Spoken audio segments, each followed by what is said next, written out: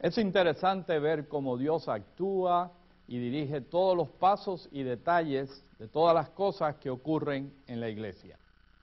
Muchas veces he notado cómo algunas congregaciones pasan por situaciones difíciles. Un buen ejemplo es cuando he visto a un pastor comenzar una obra y desarrollar un buen ministerio y de pronto recibe un llamado y se traslada a otra localidad, dejando a la congregación, pudiéramos decir, humanamente hablando, abandonada. Parece una situación terrible, parece que todos esos esfuerzos que se desvanecen y el pueblo de Dios se siente desorientado y hasta casi perdido. Pero ¿cuántas veces hemos visto que en situaciones como estas se levantan líderes de entre el mismo pueblo de Dios que asumen responsabilidades y que hacen que la obra continúe y a veces se extienda aún más de lo que se había logrado anteriormente? Les digo que esto no es nada nuevo. Dios, nuestro Padre Celestial, está en control de todas las situaciones y sus promesas de estar con nosotros hasta el fin del mundo siempre se han cumplido. Hoy quiero hablarles de una de esas situaciones en la que la iglesia misma se había separado tanto de la verdad que ya solo quedaban ritos y acciones humanas que hasta contradecían las mismas enseñanzas de la palabra de Dios.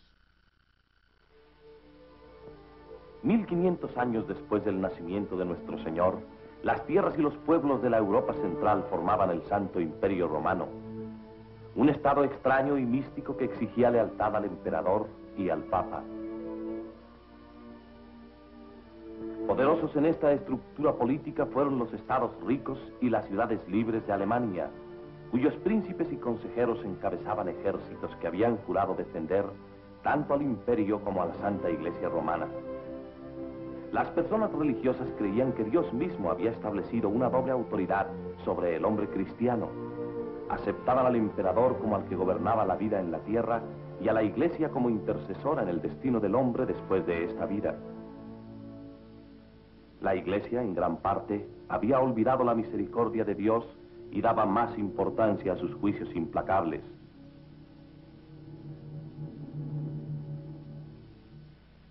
Hasta Jesucristo fue expuesto como un despiadado vengador y el hombre mismo tan sumido en el pecado que debía vivir constantemente temeroso de un Dios furioso. Continuamente veía pintados ante sus ojos las llamas y los tormentos del infierno.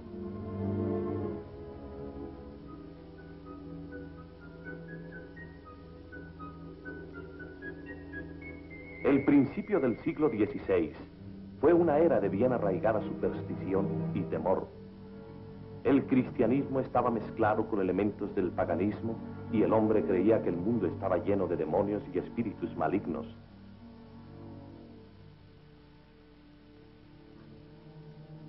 A cambio de la protección y de la salvación de la condenación eterna, la Iglesia exigía una absoluta y ciega obediencia del pueblo.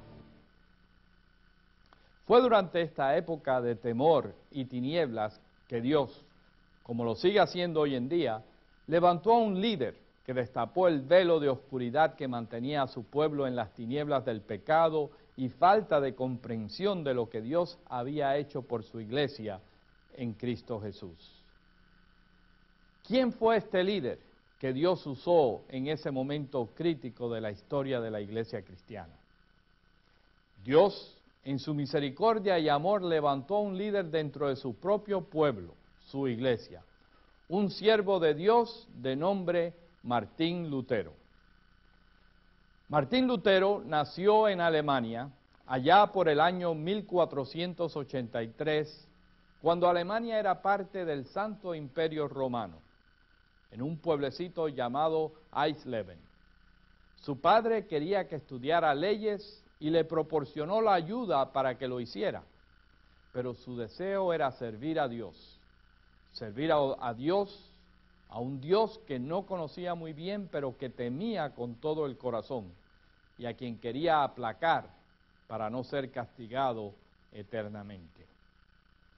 Martín sufrió una experiencia casi trágica cuando durante un viaje fue desmontado de su caballo como consecuencia de una descarga eléctrica.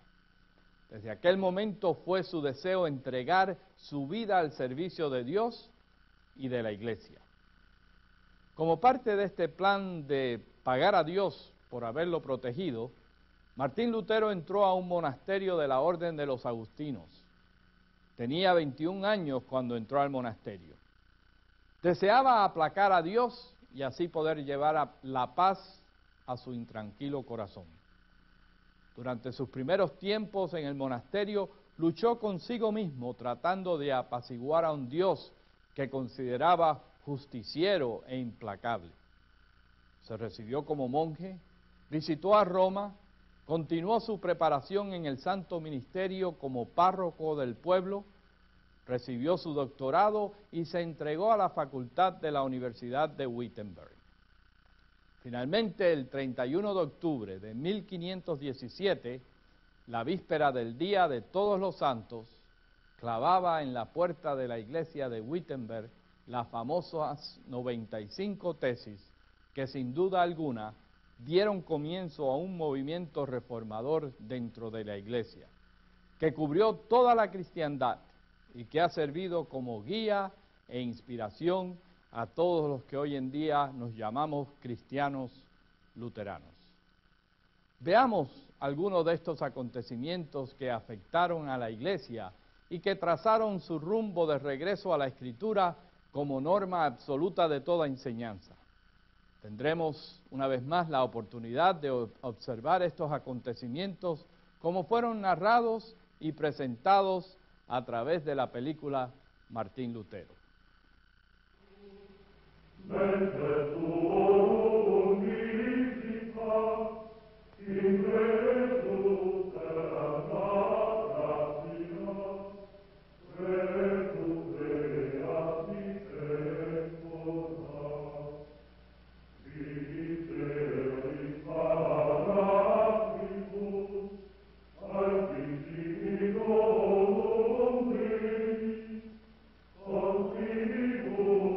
Como muchos otros antes que él, Martín Lutero deseaba tener paz con Dios, aceptando la disciplina de la autoridad de la Santa Iglesia.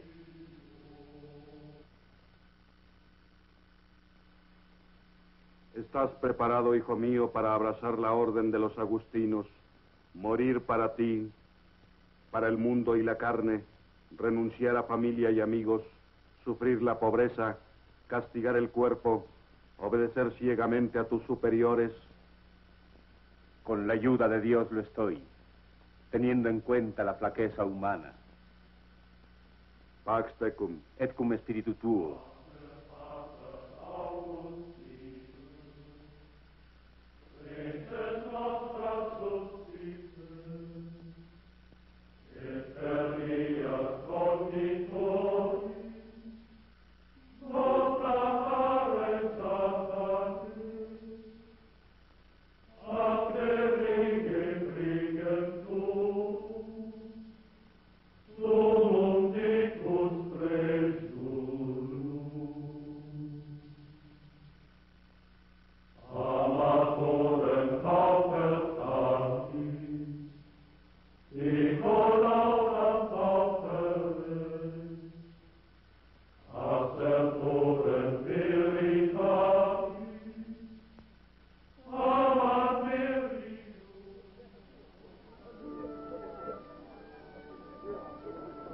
Fraile ahora de la Orden de los Ermitaños de San Agustín, el hermano Martín había hecho voto de pobreza, castidad y obediencia.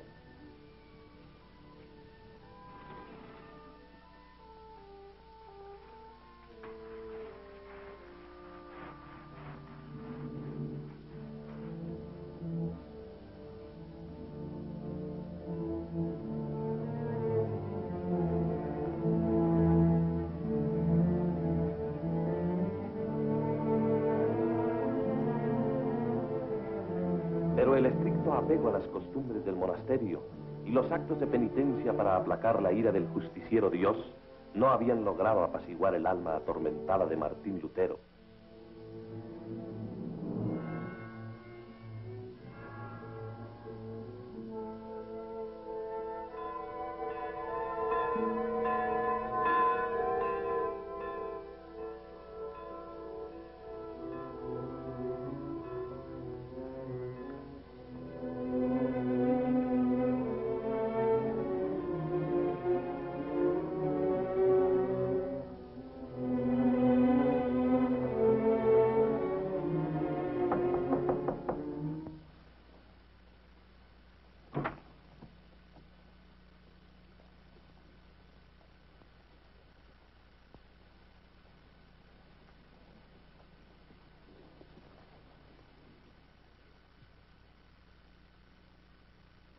Hermano Martín,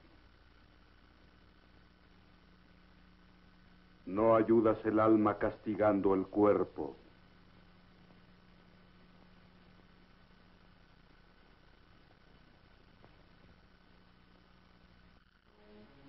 La Iglesia es sabia, porque Dios en su infinita sabiduría jamás nos deja extraviarnos demasiado. Aún me falta mucho que andar, padre. Igual que todos. Y tú sales mañana. ¿Yo? ¿A dónde voy?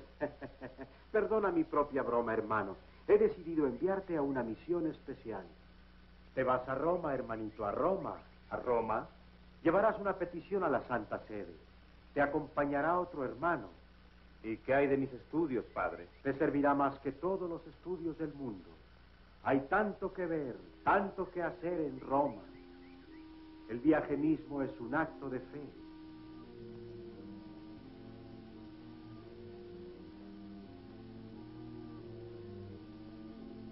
La peregrinación no será fácil, pero todo lo bueno es difícil de alcanzar.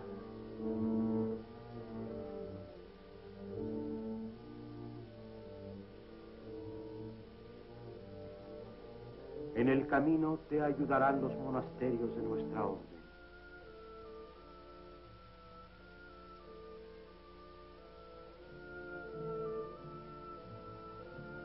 Y después de montañas, frío y nieve, te recibirá el sol de Italia. Y verás ante tus ojos la ciudad santa.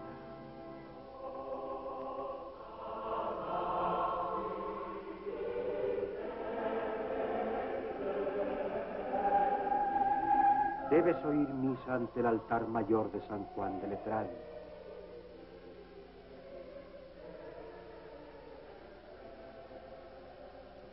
En cierto muro verás dos cruces. Detrás de una, las reliquias de San Pedro. Detrás de la otra, las de San Pablo. Un acto de fe ahí librará tu alma de 17.000 años de purgatorio.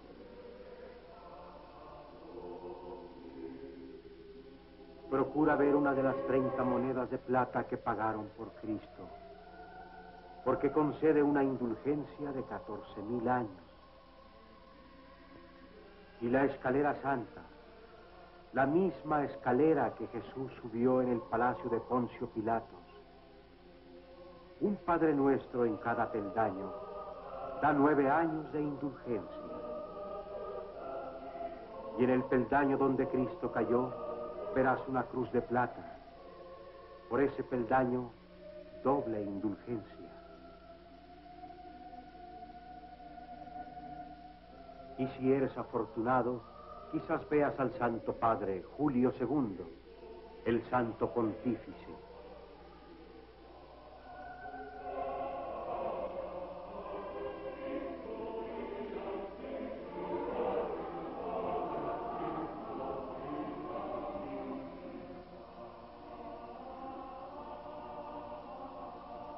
Sí, hay tanto que ver y tanto que hacer en la Santa Roma.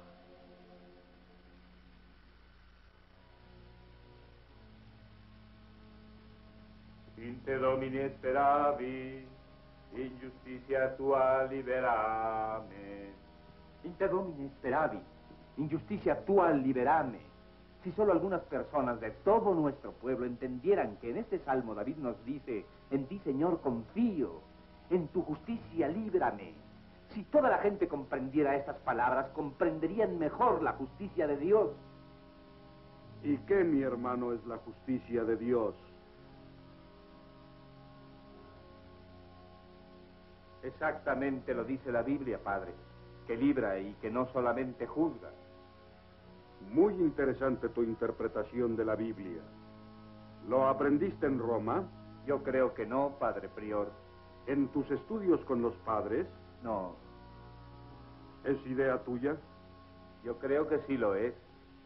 Solo existe una interpretación de la Biblia, la establecida por la Iglesia.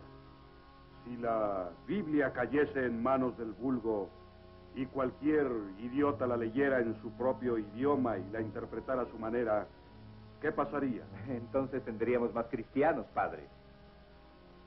El latín ha servido a la Iglesia hace siglos. El latín le sirvió a San Jerónimo y a San Agustín. Tendrá que servirnos a ti, a mí y a los demás cristianos. Sí, padre.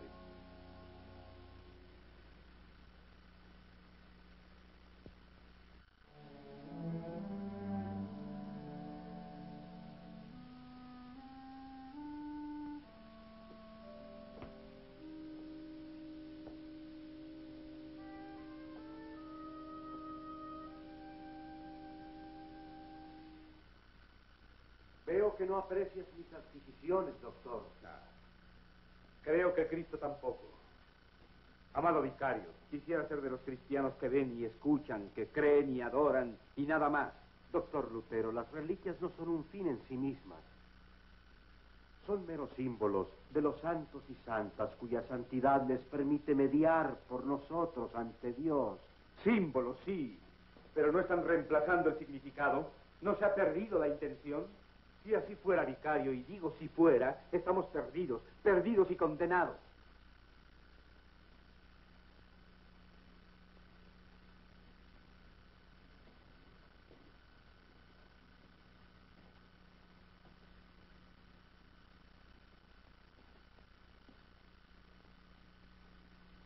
Esto también es un símbolo. Pero ¿es al único Hijo de Dios a quien adoramos? ¿O simplemente la madera, los clavos que tiene la cruz? El crucifijo hace más viviente la agonía de Cristo al creyente. Al labriego rezando a San Cristóbal para tener un buen viaje, a la pobre viuda con su virgencita, al soldado yendo al combate con su rosario. Sí, hasta el duque con sus buenos regalos a nuestra iglesia. ¿Les quitarías todo esto? Eres el párroco del pueblo. Tú no debes destruir su fe, quitándoles las visibles pruebas. Como sacerdote responsable ante Dios por sus almas no debo hacerlo. Símbolos que inspiran devoción bien, pero puntales para una fe vacilante. Doctor, ¿qué es esta repentina duda? Pero no es repentina. Es certeza en aumento. Vicario, la poca certeza que tengo me la dio usted. Me confesó, me mandó a Roma para darme más fe. Me dio la Biblia para hallar a mi Dios. Me trajo aquí a Wittenberg a predicar su palabra. Y aquí en mi cuarto preparé mis conferencias sobre la epístola de San Pablo a los romanos. Y aquí creo haber encontrado la verdad. Y al encontrarla, las puertas del cielo se abrieron para mí. En Romanos 1:17. Justitia enim Dei. Justitia enim Dei. Y la justicia de Dios se revela de fe en fe. Como está escrito, el justo vivirá por la fe. Y bien.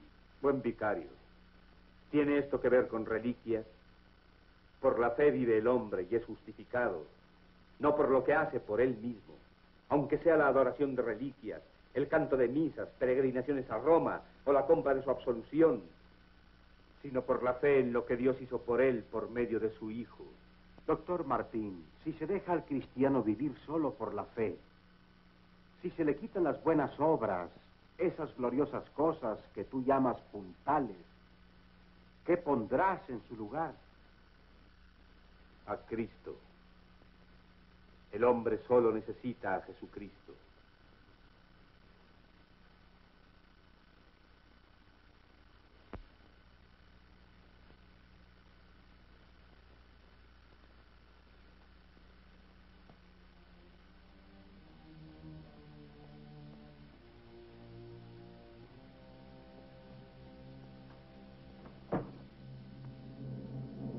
El justo vivirá por la fe.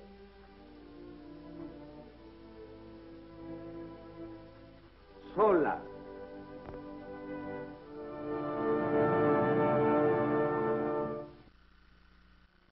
El Papa León, amante de las artes, había agotado el tesoro del Vaticano con sus pródigos gastos Para llenar sus arcas, el Papa decidió intensificar la venta de indulgencias, confiriendo capelos cardenalicios y mitras arzobispales al mejor postor. En 1517, el joven príncipe Alberto de Brandenburgo, obispo ya de 2 provincias alemanas, envió a su hermano a Roma a solicitar un tercer nombramiento. Su santidad verá por este mapa de Alemania lo que mi hermano desea. Esta área, Santo Padre, no ha sido asignada. Esta la tiene ya. Tu hermano ha de ser muy rico. Ya nosotros, ustedes los alemanes nos creen más ricos que Creso. Pero no es así, en modo alguno. Al contrario, ¿con qué vamos a pagar a Miguel Ángel por la Capilla Sixtina? Y al maestro Rafael le debemos miles de ducados. Pero Dios nos ha dado el papado. Hemos de emplearlo para glorificarlo y disfrutarlo mientras vivamos. He decidido dejar a Roma más suntuosa que antes. Y esta será la joya más preciada de su corona.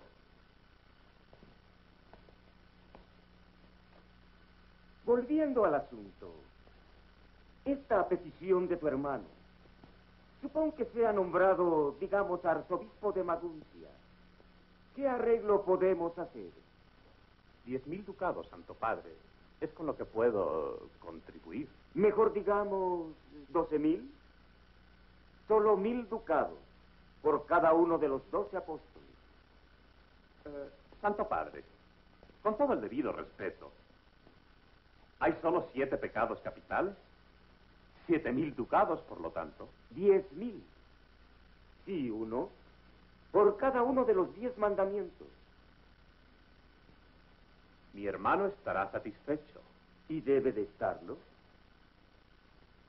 Primero le dimos el arzobispado de Magdeburgo, siendo menor de edad. Luego, una dispensa a un segundo beneficio, el arzobispado de Halberstadt. Y ahora, con esto, le confirmamos un tercer, un triple beneficio. Y ahora él será, además de los otros 2, arzobispo de Maguncia.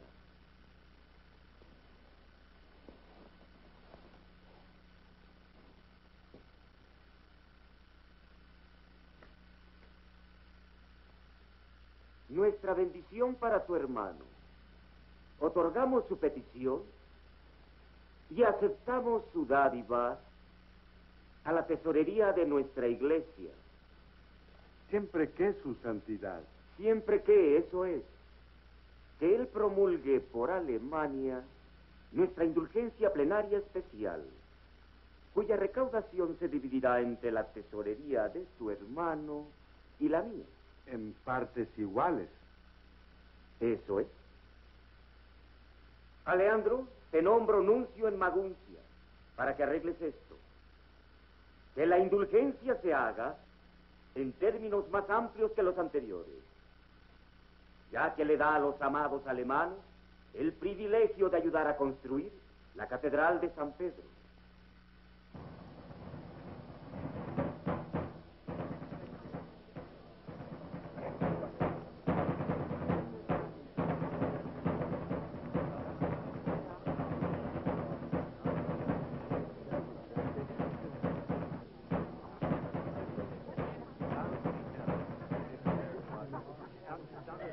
Atención, ciudadanos.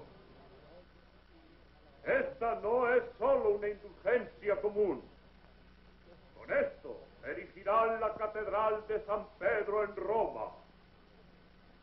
Y ustedes participarán en cada misa que se diga hasta el día del juicio final. Aquí está la bula del Papa. Plenaria, remisio, omnium, peccatorum. ¿Qué quiere decir? Perdón completo de todos los pecados, absolución de todos los castigos. La confesión no es necesaria.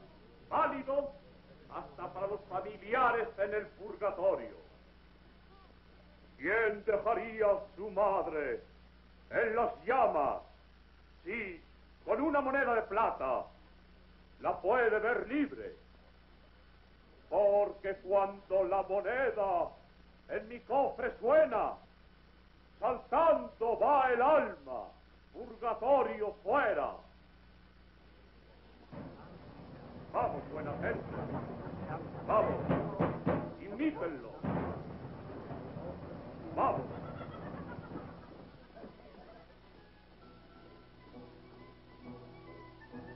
Willy, ¿Qué es? mírame. ¿Qué es? Ah, el buen padre Martín, ¿eh? El buen padre Martín. Veremos si me dices el buen padre Martín después de la confesión. Ay, yo no tengo que ir a la confesión.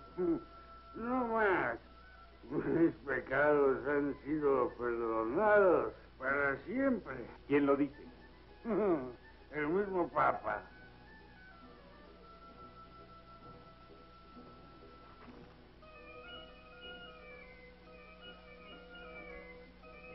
¿Dónde le conseguiste? Al otro lado del río. Yo pagué buen dinero por ella.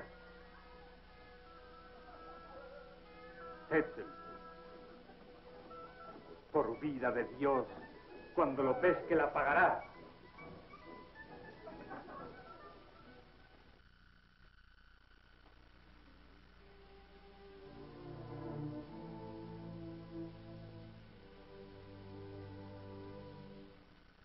Señor mío Jesucristo, que en esto como en todo cuanto hiciere, se haga solo tu voluntad. Amén.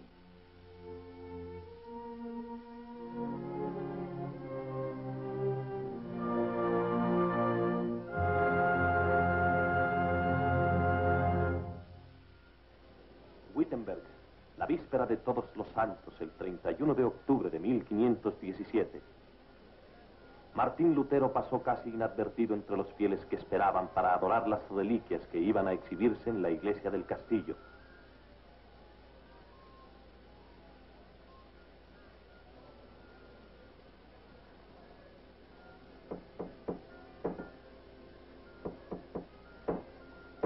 Lo de poner un aviso en la puerta de la iglesia no era nada extraño.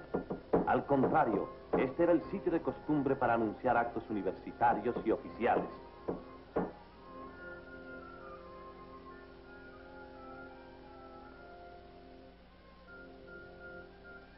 Ninguno de los fieles que esperaban perdón y bendición pudo sospechar que dicho aviso sería uno de los documentos más leídos de la historia.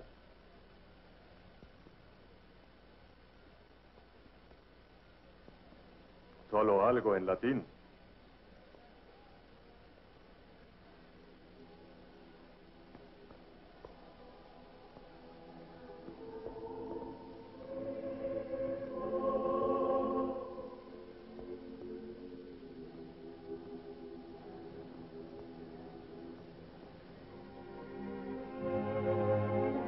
Así fue como Martín Lutero expuso sus 95 tesis con la intención de que fueran leídas y debatidas solamente por los doctos.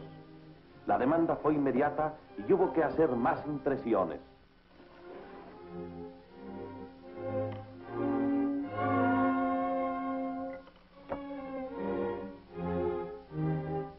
Facit licentiosa veniarum predicatio, ut nex reverentiam pape facile si, etiam doctis spiris, redimere a calumnis, aut certe argutis questionibus laicorum. Cada cristiano que esté arrepentido de sus pecados tiene perdón completo de su pecado y el castigo, sin necesidad de indulgencias. Indulgencias son las redes con que Roma pesca el dinero de los ricos. No hay esperanza de salvación por las indulgencias, aunque el Papa mismo empeñara su alma. Las 95 tesis de Lutero fueron traducidas al lenguaje del pueblo. En unas semanas inundaron a Alemania, en unos meses a toda la cristiandad. Más vale hacer caridades a los pobres que comprar indulgencias. Helo aquí, señor arzobispo, traducido para que todos lo lean. ¿Os extraña que mis ventas hayan bajado? ¿Y qué sugieres que hagamos, Ethel? Dadme 3 semanas, eminencia. Incitaré al pueblo contra ese hereje. Quemaré sus libros, y a él también, y esparciré las cenizas por el Elba.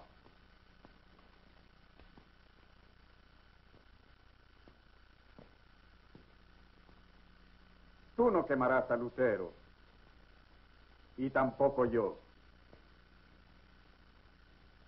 De su humilde siervo, el arzobispo de Maguncia, a nuestro Santo Padre en Roma.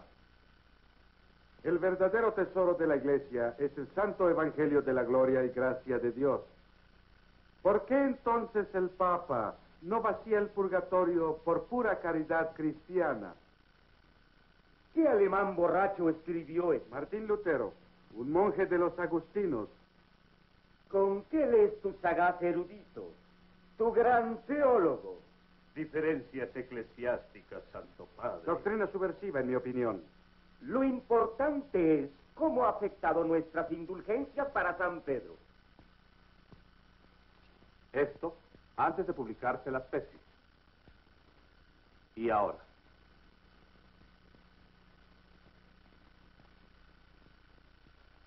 De la Volta, como procurador de los agustinos, tú debes frenar a ese Martín Lutero, quien está perturbando a Alemania con esas sus doctrinas. No quiero disturbios en Alemania. Siguiendo el ejemplo de Lutero, muchos frailes y monjas abandonaron el claustro para servir a Dios y a los hombres en el curso normal de la vida. Una de las antiguas monjas a quien Lutero ayudó a colocar de ama de llaves con una familia de Wittenberg fue Catalina de Bora. Las otras jóvenes del convento no son tan intranquilas como tú. 7 están bien casadas. ¿Qué tiene el doctor Arnold? No, está muy viejo. El doctor Glatz, pues. Oh, no. No el doctor Glass. No me mires así. Lo que piensas es imposible. Yo podría ser tu padre, supongo que no lo sabías. Sí, lo sé, doctor Lutero. Pues eso no importa. Olvidas algo más. ¿Tú no sabes que me llaman hereje? ¿Que yo puedo ser ahorcado, quemado en la hoguera si traspaso las fronteras de Sajonia? Sí, lo sé, doctor Lutero. Y lo habrían hecho aquí, en Sajonia, si no hubiera sido por el duque. Que descanse en paz. No, un hombre perseguido por el Papa y el emperador no es la clase de hombre para ti. Te encontraremos marido. Sí, doctor Lutero. Catalina von Bora, ¿aceptas a este hombre como tu legítimo esposo? Sí, lo acepto.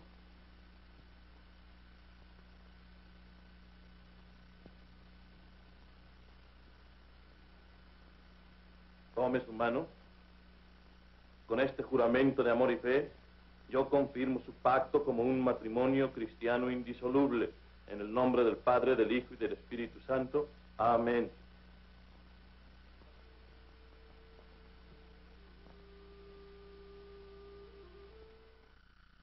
Después de haber contemplado todos estos acontecimientos del movimiento iniciado por el doctor Martín Lutero, probablemente nos viene a la mente una pregunta muy importante.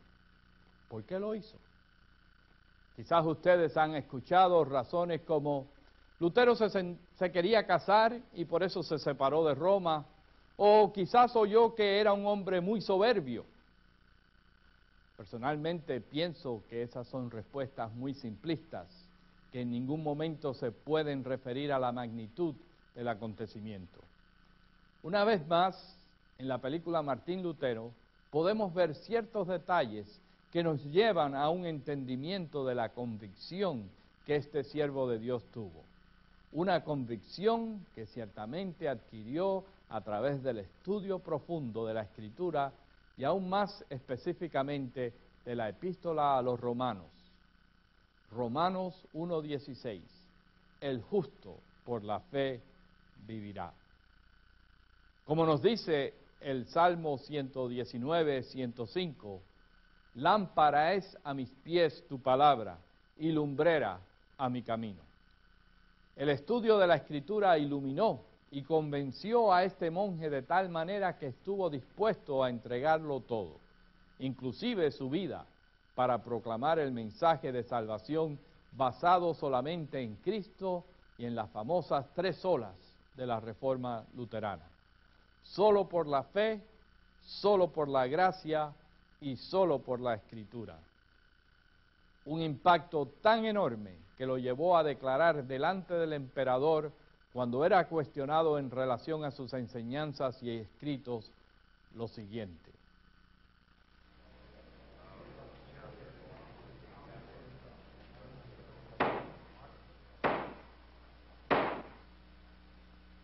Doctor Lutero,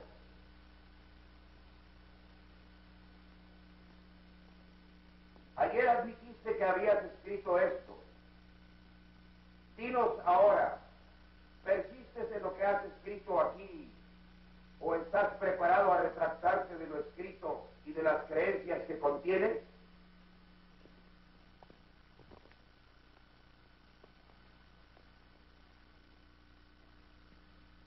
Perdonadme si no sé dirigirme bien a la corte. Yo no me crié en un palacio, sino en la soledad de un claustro. He de retractarme de estos escritos, pero son de distintas clases. En algunos discurro sobre la fe y las buenas obras. Si niego estos, estaría negando aceptadas verdades cristianas.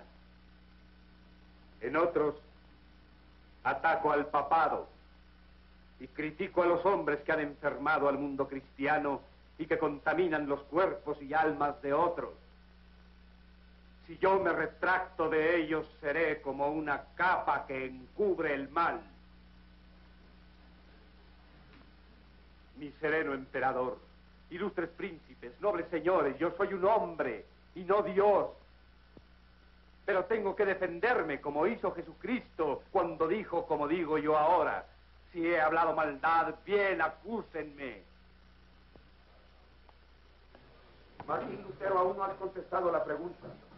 Contesta simplemente. ¿Te retractas? ¿Sí o no? Me piden una respuesta. Hela aquí. Solo que me convenzan por medio de la Biblia, y no por papas y concilios que a menudo se contradicen entre ellos.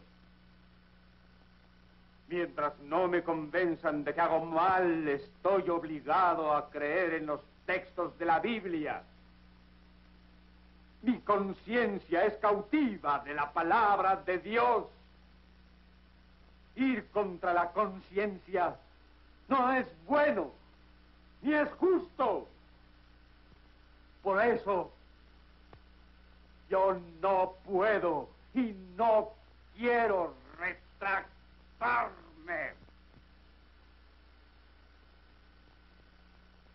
He dicho.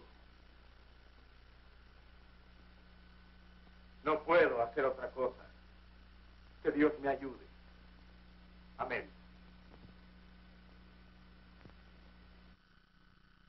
El movimiento reformador del doctor Martín Lutero y el valor demostrado por este líder de la Iglesia impactaron grandemente no solo a los príncipes y líderes nacionales de la nación alemana, sino que eventualmente este movimiento influenció a toda la cristiandad. Es una realidad que el apoyo y protección que recibió el doctor Martín Lutero de los príncipes y gobernadores de la región contribuyeron enormemente a que sus enseñanzas se mantuvieran firmes y se propagaran. Inmediatamente después de la Dieta de Worms, en la que el doctor Martín Lutero afirmó valientemente que nada cambiaría su pensar a no ser que fuera expresamente determinado por la Escritura, veamos aquí otra vez en la película cómo la intervención del príncipe Federico de Sajonia ayudó a que se mantuviera vivo el movimiento y que se pudiera llevar a cabo la traducción de la Biblia al idioma alemán. Veamos este segmento de la película.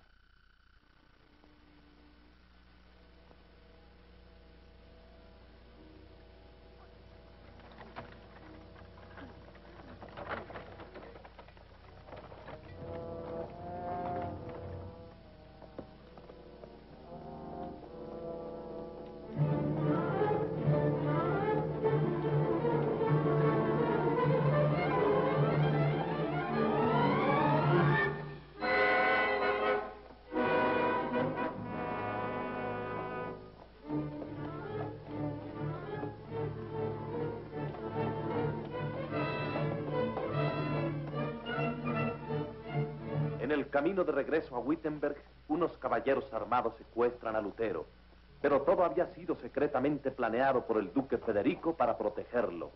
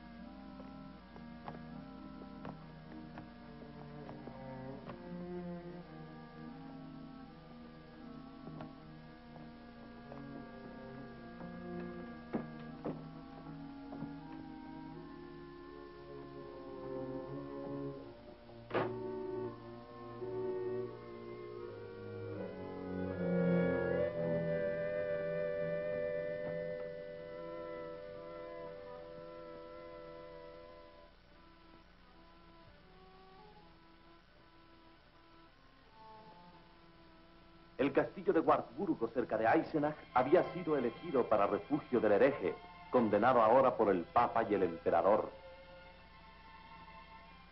Durante sus 10 meses de exilio, Lutero terminó la traducción del Nuevo Testamento. ¿Qué idioma es este, señor? ¿Griego? Sí. No sé leer griego. ¿No sabes leer nada? Ah, sí, señor, pero solo nuestra lengua. Mira esto. Yo soy el pan vivo que he descendido del cielo. Si alguno comiere de este pan, vivirá para siempre. Y el pan que yo daré es mi carne, la cual yo daré por la vida del mundo. Son las palabras de Jesús en el Nuevo Testamento. Ya ves, el ave alemana tiene tan dulce su trino como lo tiene el ruiseñor latino o griego. Más adelante, cuando Carlos V, emperador de todo el Santo Imperio Romano, demandaba lealtad de parte de todos los príncipes protestantes en su lucha por defender el imperio del ataque musulmán, vemos como el movimiento reformador se arraigó de tal manera que de forma unánime todos los príncipes se expresaron en favor del mensaje de la reforma y se unieron en su apoyo al doctor Martín Lutero. Señores, esta confesión nuestra y de nuestros predicadores contiene nuestras creencias como han sido predicadas en nuestros estados y en nuestras iglesias. Aquí está la sustancia de nuestras doctrinas, firmada este día por Juan, duque de Sajonia, elector del Sagrado Imperio Romano, Jorge Harder de Brandenburgo, elector, Felipe Landre de Hesse, el príncipe Wolfgang de Anhalt, el duque Francisco de Luneburgo, Juan Federico, duque de Sajonia, el duque Ernesto de Luneburgo, los delegados de las ciudades libres de Nuremburgo y de Reutlingen. Majestad Imperial, no nos anima el espíritu de partido, nos impulsa la palabra de Dios a defender nuestra fe. No hemos querido introducir ningún dogma que sea nuevo y extraño para la Iglesia universal. Solo hemos querido depurar la Iglesia y librarla de ciertos abusos. No lo hacemos por nosotros, sino por la gloria de Cristo y la salvación de todos los hombres, de todas las naciones. Majestad, esta confesión prevalecerá contra las fuerzas del mismo infierno.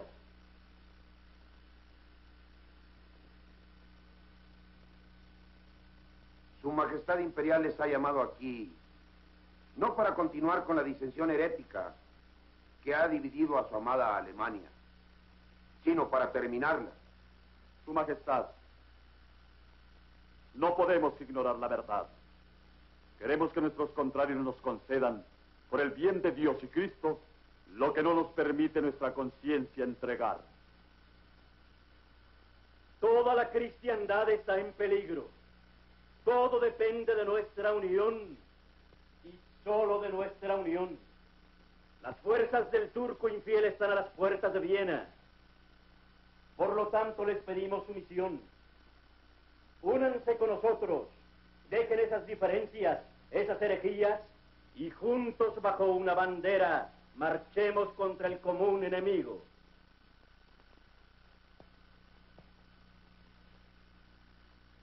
Ilustre emperador, a todos se nos ha confiado la palabra de Dios. Como príncipes queremos la unidad política, pero no al precio de nuestra fe. Lo que ustedes llaman diferencias es para nosotros el corazón de nuestra fe. Lo que llaman herejía no es más que la verdad y no cederemos. Su lealtad la exijo. No manda nuestra conciencia.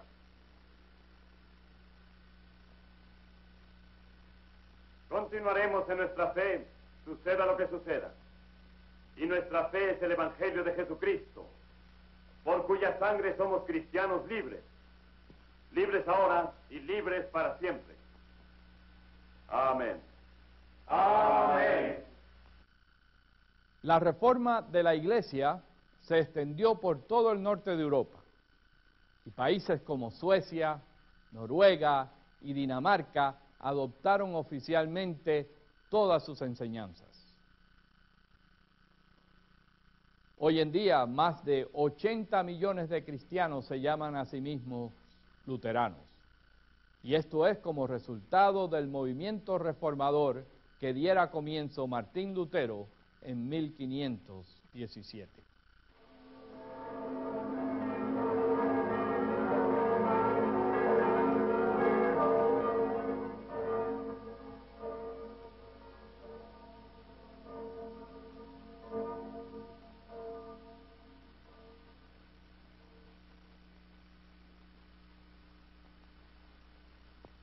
Tu mano y tu divino brazo, oh Dios, han traído la victoria. Has recordado tu misericordia y tu verdad a esta generación. Oh Padre nuestro, manténnos firmes en esta libertad con que nos has liberado y que seamos todos fieles mayordomos del Evangelio que tú nos has confiado. También haz que nuestros corazones aparezcan sin mancha ante ti, a la llegada de nuestro Señor Jesucristo, con todos sus santos. Amén.